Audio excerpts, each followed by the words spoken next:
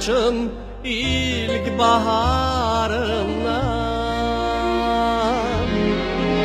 Nəğməm ilə bir də keçim öz diyarımdan. Qoy mən yenə söhbət açım ilk baharımdan. Nəğməm ilə bir də keçim öz diyarımdan.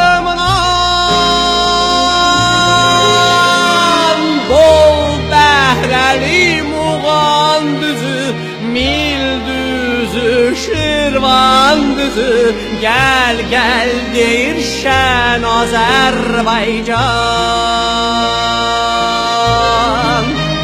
Hər gülləri şəfalıdır, göy göl nə səfalıdır, hər yanı gülşən Azərbaycan.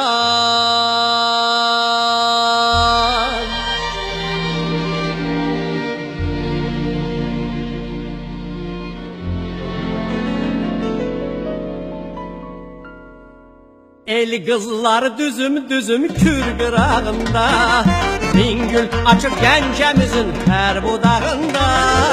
Dost elləri Qarabağın dağ buqarlıdır, gen çölləri bu torpağın xoş baharlıdır. Bol bəhrəli Muğan düzü, Mil düzü, Şirvan düzü, gəl gəl deyişən Azərbaycan. Hər güllər şəfalıdır, göy göllər safalıdır, hər yanı gülşən Azərbaycan.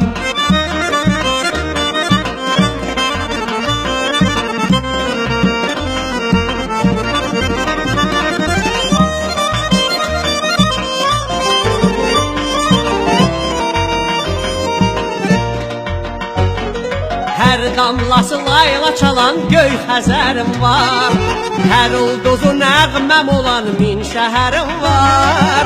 Keçdim yenə çiçək çiçək hər mahalımdan, öz yurdunu doymaz ürək yüz vüsalından. Bol bəhrəli Muğan düzü, Mil düzü, Şirvan düzü, gəl